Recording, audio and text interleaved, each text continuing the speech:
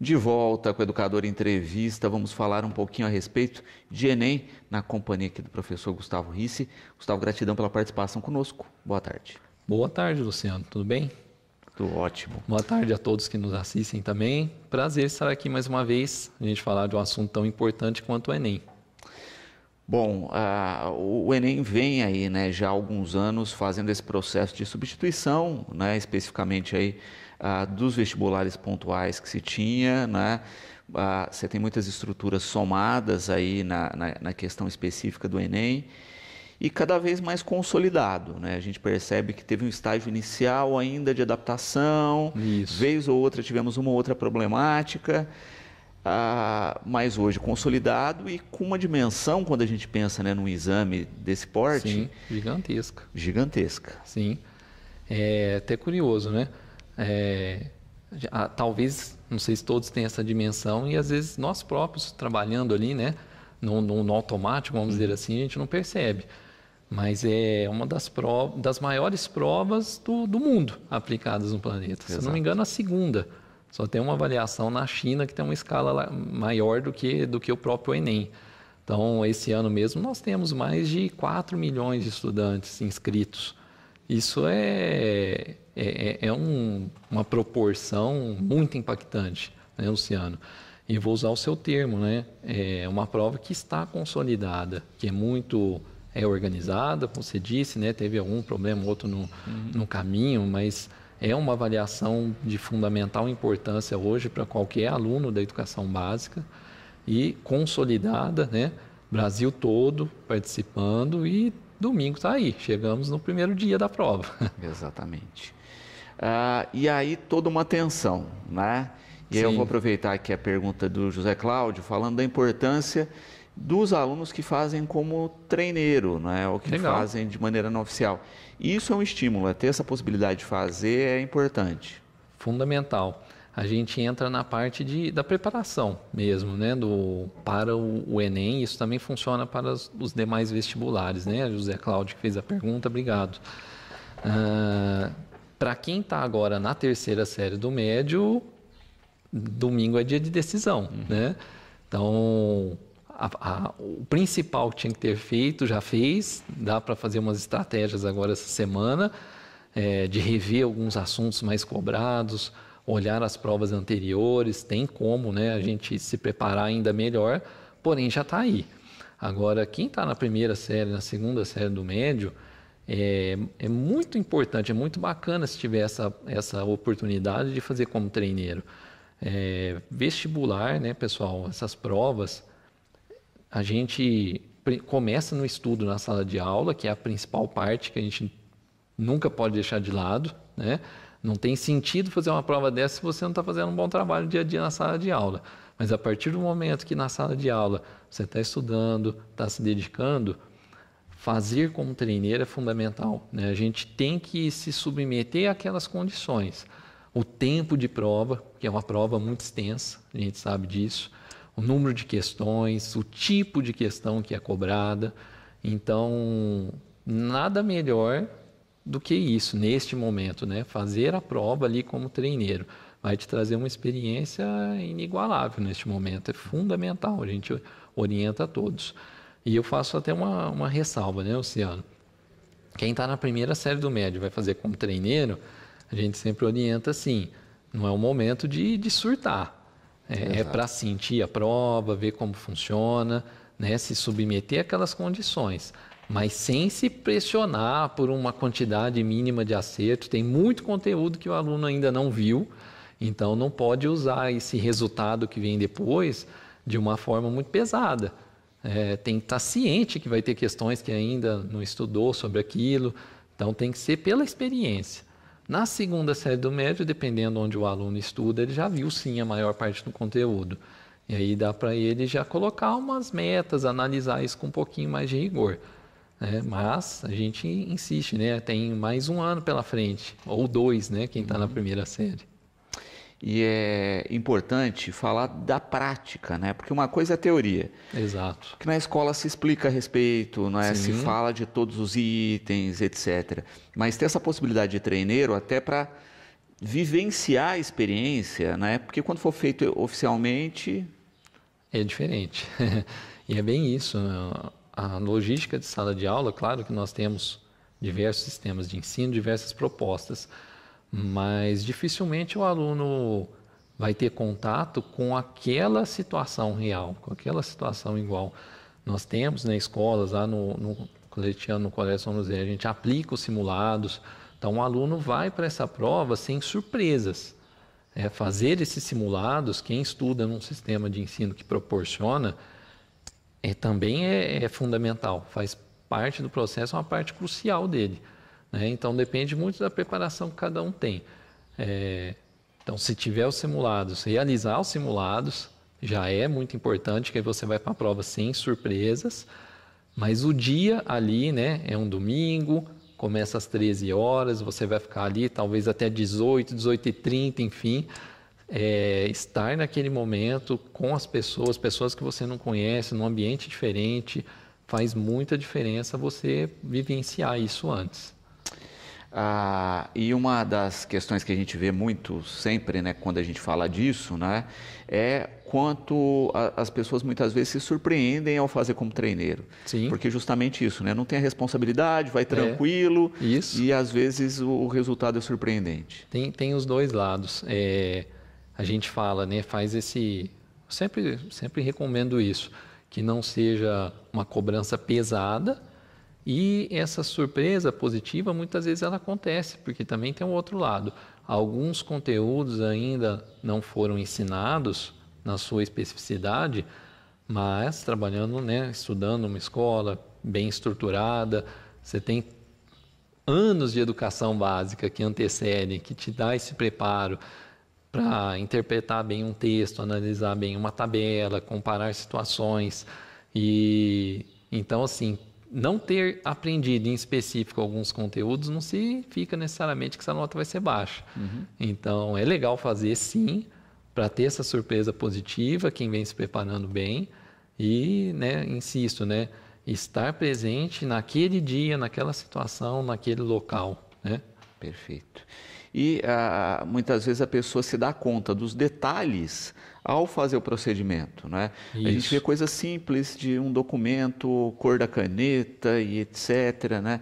O que se pode levar para comer ou não, né? Até isso, né? Vai dar fome durante a prova, não vai, né?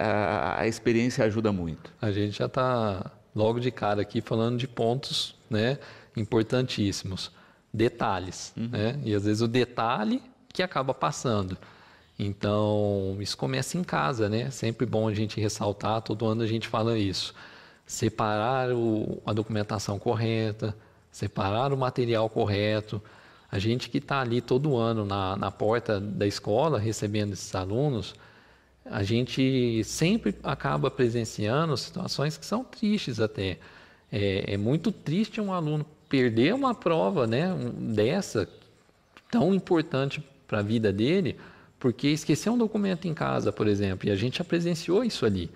Então, esses itens, né, quem assiste aí, pessoal, tem que ser passado, né, fazer um checklist ali. Tem que ter um documento com foto atualizado, tem que levar caneta preta de tubo transparente, né? Não é qualquer caneta. Nunca leve só uma, porque a gente pode ter surpresa. Então, é uma avaliação muito importante e não tem outro momento para ser aplicada. Então, essa preparação prévia aí ela é fundamental. Voltando, né, na oportunidade do treineiro, é aquilo que a gente comentou. Quando chegar na terceira série do médio mesmo, não tem surpresa. Você já vivenciou isso antes, se preparou, separou a documentação, a água, que é fundamental, leve uma garrafa, de preferência transparente mesmo, né? A garrafa, a gente tem que também facilitar a vida de quem está trabalhando ali, que está ali para nos ajudar. Exato. Né? Falar a respeito do processo do Enem mesmo, né? Que é o que pergunta a Ludmila aqui, né?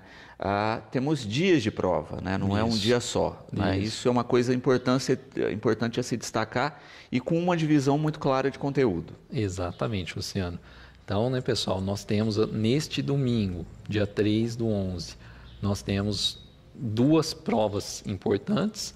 A prova de linguagens, que vai pegar aí língua portuguesa, principalmente, né? mas acaba trazendo literatura, arte, educação física, tudo isso está na prova também, né?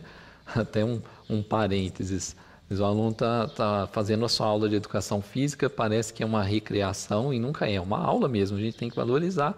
Inclusive, alguns elementos vão aparecer ali no Enem, né? Quem já prestou, vai prestar, vai perceber isso. Então, nós temos essa prova de linguagens, língua estrangeira, inclusive, inglês ou espanhol, dependendo da opção de cada um, certo? Então, nós temos ali 45 questões dessa prova de linguagens e 45 questões da prova de ciências humanas, que vai envolver história, geografia, principalmente, mas também filosofia e sociologia. Então, são 90 questões neste primeiro dia, mais a importantíssima redação, né, que conta uma pontuação muito alta, é um diferencial para aquele aluno que tem um desempenho legal na redação, faz muita diferença na sua nota, né? Se nós contarmos aí, né, nesse primeiro dia, é como se nós tivéssemos, então, 3 de 5 provas. Linguagens, ciências humanas e a redação. E para gerar nota, a princípio, elas têm pesos iguais. Depois a gente discute que outras universidades vão usando, às vezes, pesos diferentes, né? Então, para esse domingo, essas 3. Para o próximo domingo, dia 10/11, nós temos mais 2. A prova de matemática, 45 questões, e a prova de ciências da natureza, que vai pegar física, química e biologia. Então, 90 questões esse domingo, mais redação, 90 questões no domingo seguinte. E é fundamental não deixar a peteca cair, como se diz, né? Infelizmente, Luciano, a gente tem um nível de pessoas, uma porcentagem de pessoas que acabam não realizando a prova ainda muito alto, uma desistência muito grande. E a gente sempre observa, até trabalhando lá na porta da escola, que do primeiro para o segundo domingo, muitas pessoas também acabam desistindo. No segundo domingo, sempre a quantidade é menor do que no primeiro. Então, não desistir, persistir. Veio no primeiro domingo, fez a sua parte, não adianta nada faltar do próximo. Insistir, investir, estar presente. E é aquela questão, né? Olha, mesmo que são alunos do terceiro ano, né? Olha, não fui tão bem na prova, né? Não vou conseguir nota. Você não sabe, né? E você não sabe como as outras pessoas foram. Exato, né? Exato. E ainda assim, olha, não fui bem, vou ter que prestar no próximo ano, etc. Faz o ciclo completo para ter experiência, para estar mais preparado no próximo. Você falou tudo, Luciano. E muitas pessoas às vezes pensam assim, né? Nossa, eu julgo que eu não fui tão legal no primeiro dia e o segundo dia ainda é exatas. E aí aumenta o temor. Mas eu sempre brinco assim, é difícil para um, é difícil para todos. Não é uma prova fácil, nem para você que está aí me assistindo, nem para ninguém. Então, você falou tudo, tem que completar o ciclo, senão não vale a pena. E depois a gente também tem que entrar num outro âmbito, que é do porquê que essa nota, para que essa nota vai servir. Então, às vezes a gente acha que é uma nota baixa, mas será que ela não vai servir de nada? Tem muitos direcionamentos que a gente pode ter aí. Também é uma questão interessante quando a gente pensa, né, da prova. Não fui tão bem, né? A prova estava difícil. Mas estava difícil para todo mundo. Então a gente também percebe variação de ano a ano nesse sentido, né? Olha, tal ano foi fácil atingir uma nota na prova de matemática. Esse ano não foi tão bem assim. Exato. Diferente das avaliações que às vezes a gente acaba tendo dentro da escola, vou dizer, avaliação comum, né, de sala de aula. São avaliações somatórias. Eu tiro de 0 a 10. Quem estudou muito, quem aprendeu muito vai tirar 10 e pronto. No vestibular, não. São provas classificatórias. A gente não pode esquecer isso. Então, esse não foi tão bem é sempre comparado com o restante das pessoas. Então, a gente sempre tem que estar em mente com essa questão da classificação. A gente já teve alunos, Luciano, lembro direitinho de um caso específico. Um aluno prestou como treineiro na segunda série do médio e atingiu determinada pontuação. Quando ele fez na terceira série, no dia seguinte ele estava extremamente frustrado. Falou assim, Gustavo, eu não consegui aumentar o meu número de acertos em relação ao ano passado. Eu estudei um ano a mais e o meu desempenho foi igual. Estou muito frustrado, não vou conseguir nada com isso. Cara, calma. Calma, porque a gente tem que ver com o restante. Exato. Do que eu analisei, a prova esse ano está muito mais difícil. Então, você não está percebendo hoje, mas você teve sim um desenvolvimento. Manter a nota foi importante. Foi importante e foi de fato o que aconteceu quando os resultados saíram. Ele teve um resultado satisfatório. É isso, né? Entender a dinâmica faz toda a diferença aí para ter uma classificação, para chegar numa universidade, né? E ter uma boa nota faz toda a diferença. E uma coisa que o Enem fez também foi isso, né? Unificação de universidades no país afora. Legal. Então também tem um outro fator aí que as famílias se assustam muitas vezes, né? Porque assim, olha, meu filho passou, foi bem, mas está lá no Tocantins. Isso. Né? Então a gente está, vamos usar uma expressão assim, mais globalizado na educação. Sim, sim. Aí a gente tem agora os direcionamentos, né? O que eu faço com essa nota, né? Então, a principal coisa é a porta de entrada nas universidades federais, principalmente. A Universidade Federal, né? Como você disse, tem aqui no estado de São Paulo, tem em Tocantins, tem em Roraima. Então, a maioria das universidades federais utilizam o Enem como porta de entrada principal, se não a única. Então, aí já está um grande impacto no Enem, vou usar o seu termo, né? Uma prova mais globalizada nesse sentido. Né? Então, é uma oportunidade de entrar numa federal que você deseja, seja no seu estado ou em outro. E aí depois vem um outro ponto que a gente não pode deixar de discutir, né, Luciano? Que é assim, fiz o Enem, fui bem, beleza, estou dentro. Aí vem outro processo, que é o SISU, que depois a gente pode comentar um pouquinho. Porque ele tem que se inscrever, tem que ficar de olho, pleitear aquela vaga, né? A fazer a prova é o primeiro passo, depois vem esse segundo passo. Exato. Né? O SISU aí é aquela coisa de brigar com o sistema, de ter o dia certo, de analisar, mas é uma emoção que é da segunda etapa. Aí, né? Exato. Também na divisão das provas é interessante a gente falar isso. Né? A gente estava falando de redação, que é né, o grande peso aí, não é? Em que se estuda muito e que sempre se fala, né? Eu começo pela redação, eu começo pela prova. Cada um tem o seu estilo, como é que é isso? Tem. Essa estratégia, eu não sou a favor daquela estratégia única engessada, uma receita pronta, porque de fato não tem. Cada pessoa aprende de um jeito, tem uma habilidade diferente, é melhor nisso ou naquilo. Então, sou contra particularmente, né, aquela receita única. Por isso que é até importante a gente voltar naquele assunto do treineiro, porque você tem a oportunidade de traçar estratégia. Nossa, eu vou fazer na primeira série, vou fazer na segunda, vou testar. Eu vou fazer no começo, depois eu vou tentar fazer no fim, vamos ver como que é. Majoritariamente, as pessoas costumam começar pela redação, costuma ser a estratégia da maioria. A redação, de fato, ela cansa, ela requer muita atenção.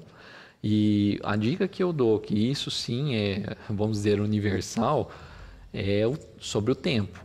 Né? O aluno tem que ter ali um domínio do tempo de prova.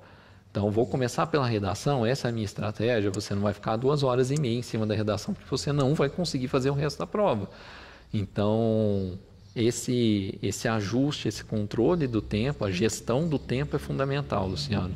Redação, a gente prevê 1h, estourando 1h30. Se passar disso daí, vai faltar tempo para fazer coisas que às vezes o aluno sabe, tem domínio e vai errar ou vai chutar porque não deu tempo de fazer. Vanessa também com uma questão interessante aqui, né? A gente falou muito relacionada a tempo da prova, a resultado e etc. E ela fala isso, né? Olha, sou ótimo em algumas disciplinas, em outras nem tanto. Quanto isso pesa no resultado final? Legal, legal. O que eu costumo orientar, Luciano, é o seguinte, o que eu não sugiro? Que a gente faça aquele caminho inverso, né? Não, vou começar por onde eu tenho mais dificuldade, aquilo que é um terror para mim, eu vou me dedicar àquilo no começo. Todo mundo tem que testar, tem que avaliar a sua estratégia, mas isso, no geral, não costuma ser uma estratégia bacana. Né? O pessoal, como é uma prova muito longa, com muitas questões, a ideia costuma ser a seguinte, né? A melhor proposta. A gente se dedicar àquilo que a gente é melhor primeiro, garantir pontuação naquilo que a gente é bom. Tem até uma experiência pessoal que eu posso compartilhar sobre o tempo, sobre isso que a gente está discutindo, né? Já faz uns anos isso, ainda estava muito inexperiente, acabando de sair da faculdade, fui prestar um concurso e primeira questão era um conteúdo a minha formação é química, né? O conteúdo de química quântica. Eu nunca tive boas aulas de química quântica, mas sempre gostei. E eu dominava alguns pontos de interesse próprio. Mas sabe quando você gosta do desafio? Falei, vou fazer essa questão, vou mandar ver nisso. E fiquei em cima dela. Gastei um tempo que eu não tinha em cima da questão. Não me lembro se acertei, se errei, mas fiquei um tempo ali. No final, tive que chutar várias. E várias que eu dominava, que eu faria com facilidade. Então, foi uma estratégia totalmente equivocada. Então, a gente sempre recomenda, né? Vamos fazer aquilo que você está mais tranquilo primeiro, vai pegando confiança, vai garantindo uma melhor pontuação. E aquilo que é mais difícil, aquilo que está em dúvida. Deixa para o final. Mesmo dentro da área que você mais gosta. Se deparou com uma questão ali que está encardida, né? Marca ela, no final a gente volta. Né? Primeiro vamos garantir aquilo que está mais fácil para o momento. Exato. Né?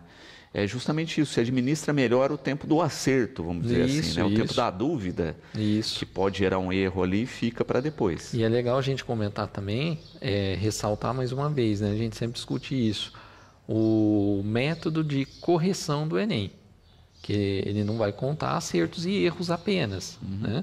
A gente pode ter 2 candidatos com o mesmo número de acertos, mas com notas diferentes.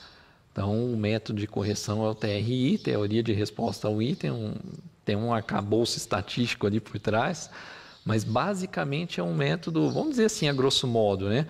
que vai tentar diagnosticar o chute do candidato. Então, se eu vou por essa estratégia, se eu começo por aquelas que eu domino mais, vou acertando as fáceis, deixo essas difíceis para o final, mesmo que eu tiver que chutar alguma, né, que sejam as difíceis, possivelmente eu vou ter uma nota melhor do que aquele que chutou muito. E aí, quando você acerta uma que é difícil e erra a fácil, isso contabiliza uma pontuação menor. Porque aí marca o chute. Como que a fácil eu não acertei e acertei a difícil? Significa um chute. A estatística entende assim. Né? Então, a Vanessa, né, perguntou sobre como pesaria isso. Também tem essa parte para a gente destacar. Não adianta a gente ficar também chutando, indo nas difíceis, etc., porque não é um ganho tão grande assim acertar as difíceis e errar as fáceis. Tá? E é importante também entender isso, né? Olha, faço o meu, né? Isso. Porque também, como você coloca, né? Os avaliadores vão entender isso, né? Olha, esse aluno tem um perfil mais de humanas e foi muito bem nisso. Não, tem um perfil mais de exatas e isso até na escolha depois ajuda no peso. Ótimo ponto também, porque isso é natural. Então, tem aqueles alunos mais de humanas, mais de exatas e, embora no primeiro cálculo, vamos dizer assim, nós temos, vamos dizer, 5 provas e a nota do Enem é a média aritmética das 5. Depois, quando a gente vai para a seleção lá no SISU, as universidades costumam olhar para isso. Então, eu sou um candidato que eu pretendo cursar letras. Dependendo da universidade que eu vou, ele vai considerar, por exemplo, dobrada a prova de linguagens, ou a prova de linguagens e a redação. Então, isso vai ser explorado depois. Então, mais um ponto para a gente, sim, se dedicar àquilo que a gente deseja, com cuidado, né? Eu acho que é uma estratégia que ajuda. A gente percebe, né, que redação, de uma maneira geral, está emplacado em todos os cursos. Sim. Não é? Porque é uma questão de, né, ter um texto bom e que te mostra também interpretação de texto, né? Mostra também o inverso. E não existe faculdade hoje que interpretação de texto não, né, auxilie, não seja fundamental no processo. Ontem, vou pegar esse gancho, vou citar um exemplo. Ontem, lá no Colégio São José, a gente estava desenvolvendo um aulão. Aproveitar essa semana, fizemos o aulão, pegamos um tema bem emergente, inteligência artificial, e nós discutimos esse tema no viés de cada área do conhecimento. Porque assim que o Enem vai trazer, né? Vai trazer esses contextos. Muitas questões são interdisciplinares, então um aluno teve a oportunidade de perceber como isso pode aparecer dentro da área de humanas, da matemática, enfim. E o professor de matemática, durante a discussão, ele perguntou para o pessoal, né, qual que é a matéria mais importante, né, para vocês? Todo mundo, você vai falar que é matemática, você é professor de matemática. Falou, não, o ponto mais importante é a interpretação de texto. Dentro da matemática, dentro da física, dentro das exatas também. E foi uma questão ali desse aulão, mas que é fundamental, e a redação tem esse peso enorme por conta disso.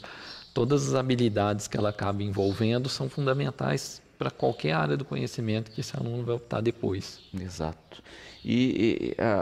Como você coloca também, olha, o ponto de vista da redação é o do aluno, né? No sentido assim, olha, eu tenho temáticas das mais variadas, a gente nunca sabe, né? A gente chuta aí uns temas, mas o domínio desse tema vai muito da minha área também, né? Então a gente tem redações aí que tiveram nota máxima, que você vê a diferença do perfil do aluno mesmo, e não é isso que define, mas como eu abordei o tema, como eu abordei uma possível solução. Exato.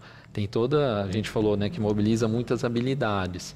Então tem a organização do texto, não vou entrar nos termos técnicos, também sou professor de redação, mas tem a argumentação que ele tem que fazer, a forma que ele conduz, vamos dizer, palavras mais simples, né, que ele conecta os parágrafos, a forma de organizar essa ideia. E a preparação para a redação é muito importante também, né? A gente falou de prestar como treineiro, enfim. Então, é muito importante, né, que você tenha aí a oportunidade de estar numa escola que te traga uma aula de redação com qualidade, porque não é só falar sobre um assunto. Tem a forma de organizar esse texto, os parágrafos, de argumentar, tem tudo isso, né? E também vai de uma atuação individual ali de estar por dentro, de conteúdos atuais que podem aparecer. A gente está aí passando por problema de seca, de queimada. Será que não é um tema que pode vir? A gente tem que estar pronto para discutir, para argumentar sobre esses assuntos, né, Luciano? Exatamente, exatamente.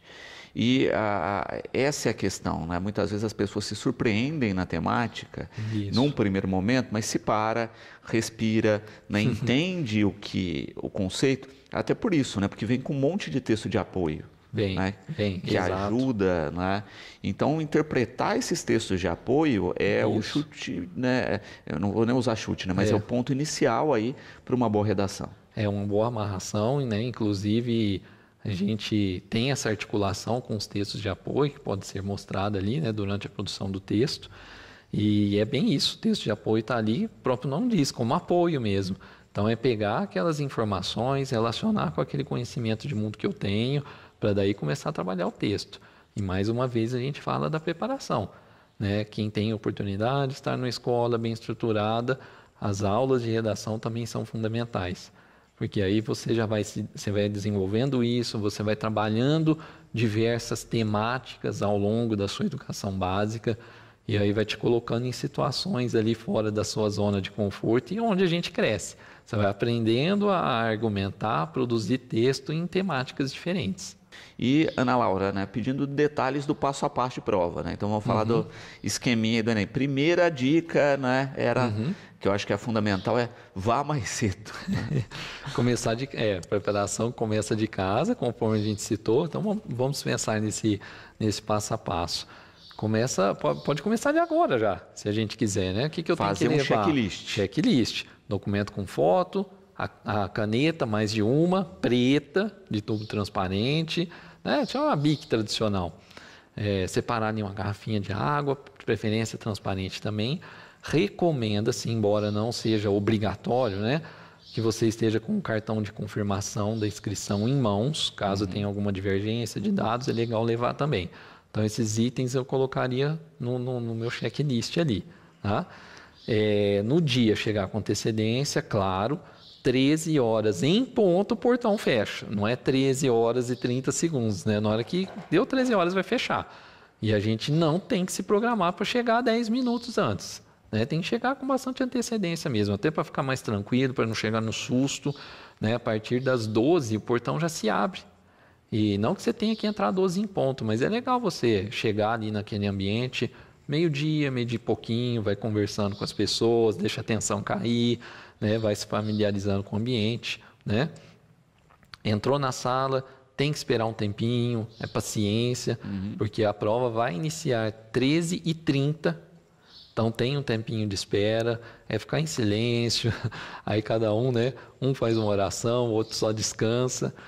Também, de novo, para baixar a tensão e seguir aquelas diquinhas que a gente conversou antes, né? Sobre a prova mesmo, o andamento da prova. Escolher as questões que você vai realizar primeiro, não ficar batendo naquelas mais difíceis, gastando um tempo que você não tem. E eu posso também complementar, né, a gente falou sobre o tempo, o fiscal de prova vai colocando na lousa quanto tempo falta. Então dá para você traçar um pouquinho antes, né? Eu vou começar pela redação, eu sei que eu não posso demorar mais do que 1h30, de jeito nenhum. Vai ficando de olho no tempo e vendo se você está trabalhando de acordo com aquilo que você tem disponível. E é por isso que a gente fala, né, que o checklist é importante para não esquecer nada, em especial o pessoal que mora fora ou distante do espaço da prova, né? Olha, esqueci um documento, eu consigo, né, ir voltar, né? Então, checklistzinho lá para não ter dor de cabeça. Isso. Uma das coisas aqui que o Guilherme coloca é assim, a alimentação, posso levar comida? Pode, a maioria das pessoas leva, a gente recomenda algo leve. Uma barrinha de cereal. Barrinha de cereal é legal. Tem gente que gosta de levar algum chocolatinho até, né? Questão de dar uma energia, enfim. Só não recomenda um excesso de coisas muito pesadas, que aí vai até te distrair desnecessariamente, né? Os próprios candidatos comentam que durante a prova aquela coisa de abrir um saquinho disso, daquilo, com um odor muito grande, não tem necessidade, né? Mas para você não passar uma fome mesmo, né?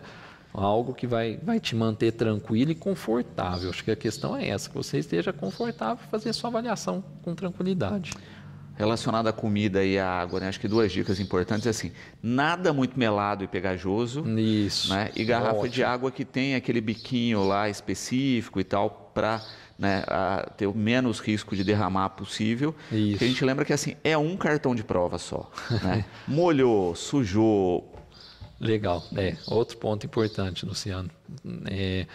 Não adianta, né, que nem você disse, algo muito ali, líquido, viscoso. Não, você vai comer uma barrinha de cereal, tranquilo, né? Dificilmente isso vai sujar sua mão, vai estragar o cartão. Tem que ter bastante cuidado mesmo com o cartão, com rasuras, né? Com sujeiras, tem que ter bastante cuidado. Um só, é isso. Quando a gente fala do tempo, isso também é uma questão importante, né? Eu preciso separar um tempo para passar tudo certinho para o cartão, né? O cartão é que vai avaliar. Exato, né? exato. Então, se eu fico lá concentrado na prova e esqueço do cartão, isso. Né, eu posso zerar, porque acabou o tempo. Eu fiz a prova inteira, mas não passei para o cartão. Não adiantou de nada, né? E aí vai da experiência também de cada um. Mas se a gente for passar 90 questões com cuidado, a gente tem que ter um cuidado, né? Imagina, se você pula uma, começa a passar errado, errou tudo. Então, pelo menos ali, tudo bem, vai estar a estratégia de cada um, mas vamos pensar, quem não tem essa estratégia calibrada, tem que reservar pelo menos 30 minutinhos ali para fazer isso com uma certa tranquilidade. Isso está dentro do tempo de prova. Ninguém vai dar um tempo a mais para você passar no gabarito. Não, acabou o tempo, acabou. Com o gabarito feito ou não, né? É isso, né? Então, guardar um tempinho aí no gabarito. Tem gente que vai fazendo o gabarito passo a passo, né? Responde, vai passando, cada um tem a sua técnica. Isso. Né? E entender isso, né? Rasura no gabarito anula a questão. Não, rasurou, questão errada. Então tem que fazer com calma mesmo, preencher ali com cuidado, porque se também ficar mal preenchido, a leitora não vai ler e ninguém vai fazer essa correção manualmente. Então é uma das... Vamos acrescer aí no nosso passo a passo da prova, né? Seria a parte final. O gabarito, com cuidado, preencher devagarzinho, do jeito que está orientado, né? Prestando bastante atenção para não pular nenhuma e muito menos para rasurar. Exato. Celular, né? Tem todo um regramento aí, né? De não poder estar com o celular na prova. Isso, celular, chegou, desliga. Até os fiscais ali, eles orientam. Vai ser fornecido uma embalagem própria para guardar esse tipo de material que é proibido durante a avaliação. A gente recomenda assim, né? Bastante atenção nas orientações, porque os fiscais orientam tudo o que é necessário. Então, prestar bastante atenção quando essas orientações chegam. Se você fica com o celular no bolso, se o celular emitir qualquer tipo de som durante a prova, vai ser zerada, você está eliminado. Então, não é um risco que a gente tem que correr para quê, né? Não tem por que correr esse risco. Então, relógios, né? Principalmente smartwatch, por exemplo, né? Tem que deixar tudo nessa embalagem própria para a gente não ter uma possível eliminação depois. Exato. Uma dica também com o celular, né? Antes de desligar, checa se não tem nenhum alarme acionado, né? Porque tem vários Verdade. modelos de celulares que mesmo desligado, o alarme toca. Né? Perfeito. E isso pode gerar transtorno. Estava no saquinho, não fui eu, etc. Mas gera um transtorno, desconcentra, atrapalha a prova. São regras rígidas que são seguidas e devem ser. Então, não cabe nesse momento um questionamento, um diálogo, não se resolve. Né? Às vezes a gente resolve muito no dia a dia algumas coisas no diálogo, mas ali não é uma questão de diálogo. O fiscal tem que aplicar aquela regra. Então, tocou o alarme, está eliminada a prova. Então, sem correr risco. Rafael aqui, né, parabenizando pelas explicações, falando da importância desse passo a passo e colocando também a questão das avaliações, né, de instituições particulares, por exemplo, que aceitam vários anos de Enem, né, mesmo lá de trás, né, até a partir de 2015, por exemplo, o Claretiano. Legal. Né? Isso é um ponto bacana também, porque você gera um arquivo, né? Então tem gente que faz a não ser o treineiro, né? Porque a nota de treineiro, infelizmente, não serve. É só um teste mesmo. É muito legal a gente bater nesse ponto, pessoal, porque eu peguei e falei rapidamente ali atrás, né? Para que essa nota serve? Então, pretendo ingressar numa universidade federal. Tem o momento de você participar dessa seleção, que é o SISU. Tem que ficar de olho nos editais, entra, dá um Google, fica de olho quando vai abrir. Costuma abrir sempre depois do Enem, tem que ficar de olho. Esse é um processo. E às vezes a gente ouve muito falar sobre esta entrada. Só que eu também tinha dito anteriormente, né? Para que a nota serve não é unicamente para isso. Tá aí um exemplo fundamental. Várias instituições particulares, né, aceitam a nota do Enem também como parte do seu processo seletivo, talvez até o único. Também é importante ressaltar que serve para as instituições particulares, né? FIES, ProUni. FIES e ProUni, uma das regrinhas que se tem ali é uma nota mínima no Enem. Então, a nota do Enem também vai te ajudar nesse momento. O ProUni, que é vamos dizer assim, uma bolsa, né, um incentivo, e o FIES, que é um financiamento. Então, olha a importância dessa nota do Enem. Né? Diversos caminhos que você pode trilhar com esta nota. Exatamente, né? Então ter essas experiências é fundamental, né? E não desanimar, né? A gente vê aí até a questão de perfil de curso, né? Muitas vezes pessoas querem cursos que a nota é muito alta, né? E insistem aí por mais de um tempo e conseguem, né? Isso. Mas outras pessoas também acabam com o SISU vendo uma outra possibilidade, que é assim, olha, eu não defini curso, eu tenho uma nota. Isso. Né? E essa nota me abriu outras portas que num primeiro momento eu não tinha imaginado, mas que a pessoa acaba se encontrando ali. São diversos caminhos, são diversas oportunidades. Vou dar rapidamente aqui um exemplo de medicina, que é um curso mais concorrido que nós temos. Então, eu quero a tal universidade federal que é extremamente bem avaliada. A nota de corte ali do SISU, ela é elevadíssima. Você tem que estar num nível de preparo de excelência, porque a concorrência é muito, muito grande. Né? Porém, esse é o único caminho, essa única oportunidade que eu tenho. Né? Você tem instituições também privadas de boa qualidade, né? Tem casos de alunos que têm a oportunidade, por exemplo, de cursar medicina no Claretiano, que é um curso extremamente bem conceituado ali em Rio Claro, com o ProUni, por exemplo. O valor da mensalidade não cabe no meu orçamento. Será que sua nota você não consegue via ProUni com a renda que você tem? Então eu deixo essa dica para o pessoal fazer uma pesquisinha sobre o ProUni também, que isso ajuda, porque nós também temos as instituições privadas de excelência que oferecem cursos de excelência. Né? Muito bom. Também aqui o Natan questionando aí a respeito justamente, né? A gente está falando do período de provas aí e os locais de prova, não é? Tá. Se existe um georreferenciamento, né? Como é que funciona isso na hora da escolha do local da prova? Tá. O que é importante, eu acho que a gente comentar agora sobre o local de prova. Todo mundo que se inscreveu regularmente, né, dentro do prazo, nesta altura do campeonato já tem o local de prova definido. Então, na página do participante já tem essa informação e ela é bem completa, tem que ficar de olho nela, e quando a gente pega o cartão de confirmação, essa informação já vem junto.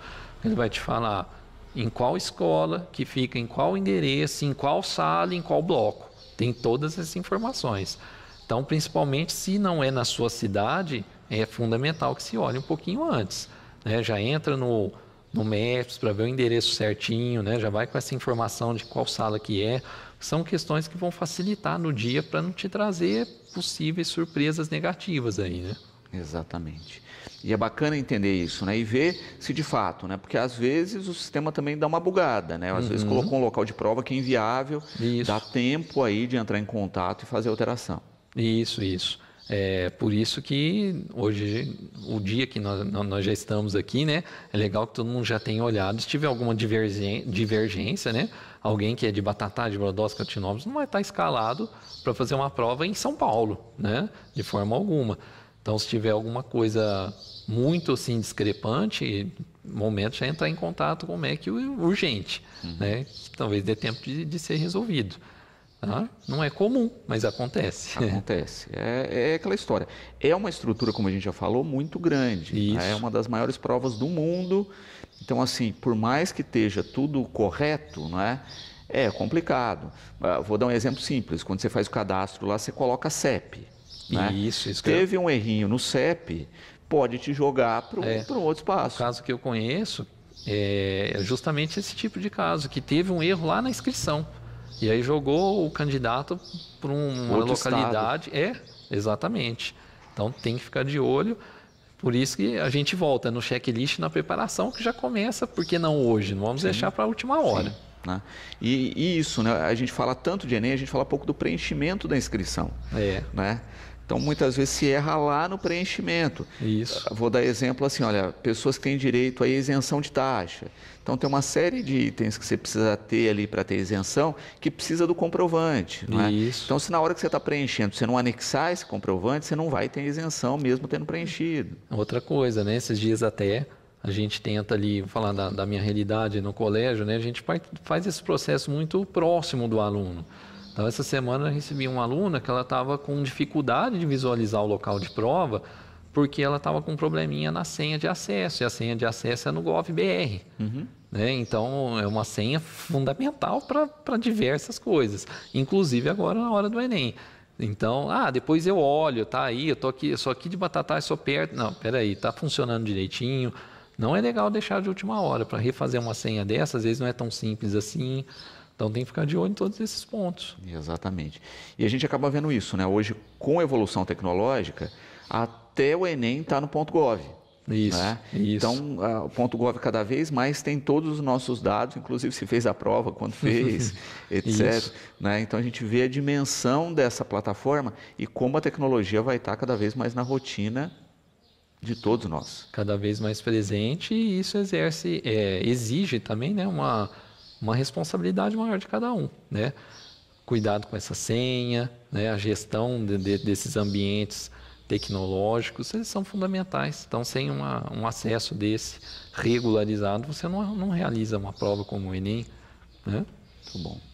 Gustavo, quero agradecer imensamente pela participação conosco, né? Agradecer também aí ao colégio, né? Ao Claretiano, e esperar realmente isso, né? Que os nossos estudantes aqui tenham um excelente desempenho, né? Isso. E que a gente consiga ver aí mais batataenses cada vez mais ingressando não só em universidades, mas nas universidades dos seus sonhos. Isso, é isso que a gente acredita, né? A gente tem essa missão de proporcionar um caminho tranquilo ao projeto de vida de cada um, né? Seja qual for esse projeto de vida, esse projeto de vida para o bem, né? Seja numa universidade federal, numa particular, enfim, né? O curso que ele pretenda, que ele escolha, que ele consiga ali consiga ter êxito naquela escolha dele, né? E a gente também deixa o convite aqui, né? Para quem quiser conhecer ali a nossa estrutura, como que o colégio trabalha, como prepara seus alunos, a escola está de portas abertas, né? Eu particularmente, a direção, enfim, todos nós ali recebemos com portas abertas mesmo o interesse de todo mundo, mostramos a proposta. Tenho certeza que mais uma vez a gente vai ter excelentes resultados esse ano diante de tanta preparação que tivemos ao longo desses anos todos, né? Sem dúvida. Agradeço imensamente a participação e fica sempre o convite. Muito obrigado, Luciano, e obrigado a todos que acompanharam.